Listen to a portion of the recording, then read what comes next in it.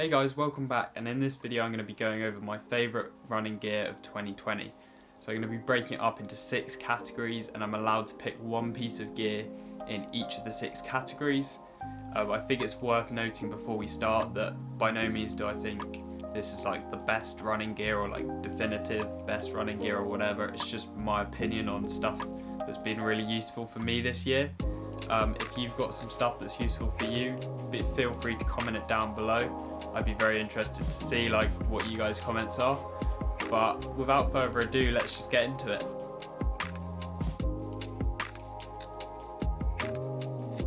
Okay, so my favourite shoes of 2020 were the Adios Pro. They're just here.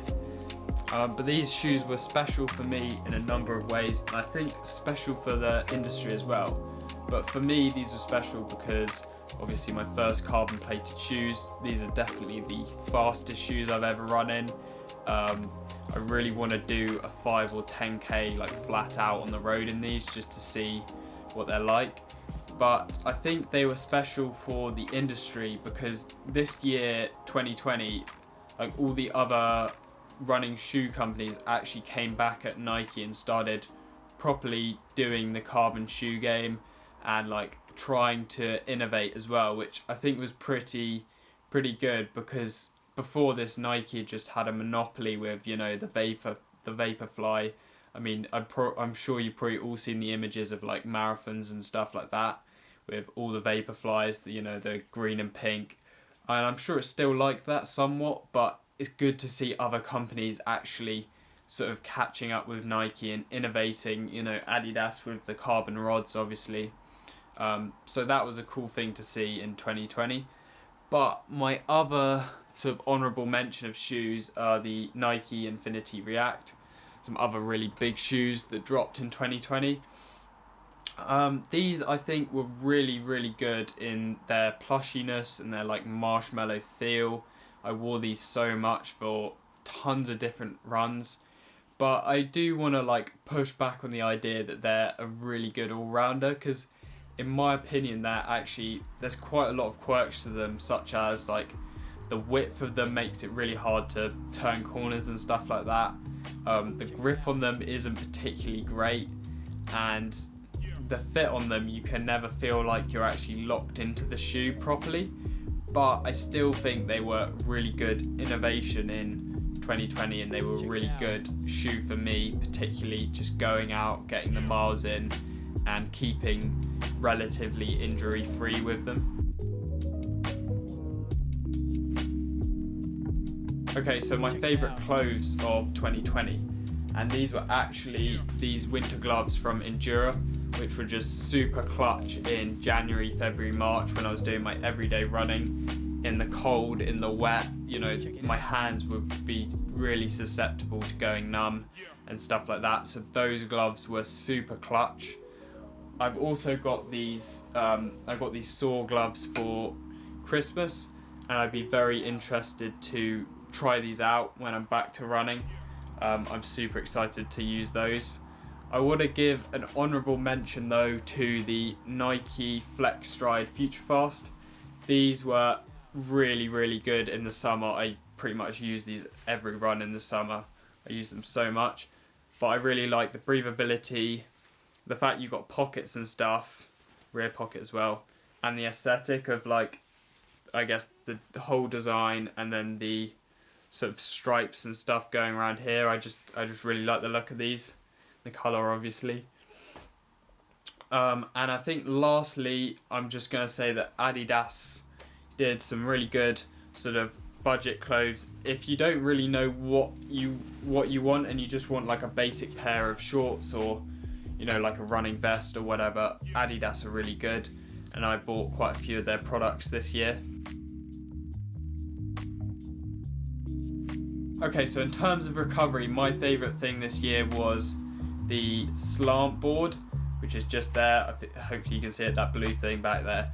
But that's been really useful for me, strengthening my knees because of my patellar tendonitis, and getting me back to running hopefully soon.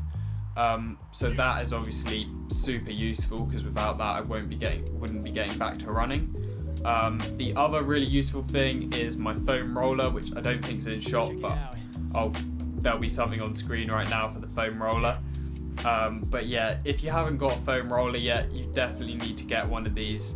They are really good for your recovery and just getting soft tissue, doing soft tissue repair and stuff. They are very good.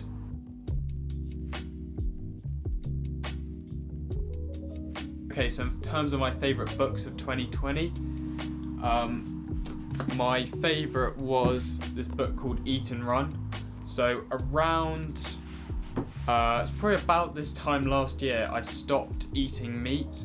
And so this book, Eat and Run, was really useful for me because it showed me that it was possible to be vegan and a runner and be successful and be like at the top of your game, maybe even further up because you're vegan or whatever. And it also showed me like the world of ultra running, which was super interesting and inspiring. And he talks about a lot of races in America because he's obviously in America, and the Western States 100 really is a race that I definitely want to do and looks super cool to me. But yeah, from that book I then got like really into ultra running, and I bought another book called The Rise of Ultra Runners, and this book is a really good book if you're looking for like an introduction into ultra running. I would say it's like an outsider's perspective, and you get like a good overall picture of the world of ultra running. So I would say that is a very good starter book on it.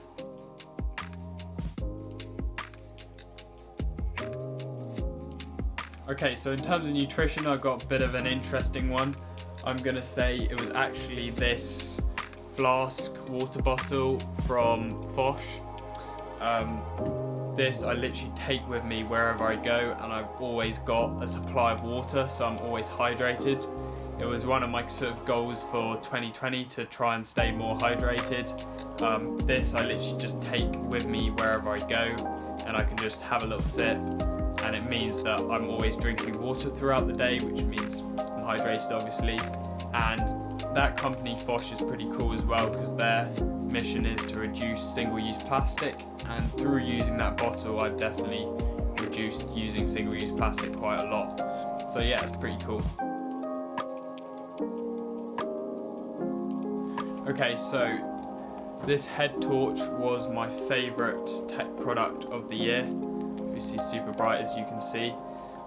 This was with me on, like I say with the gloves, it was with me on all those winter runs where I'd get back from college and it would be pitch black, and this light meant I could go out on the trails and have a light with me, which was super useful. And this one was just super reliable, it never died on me, and it was really bright.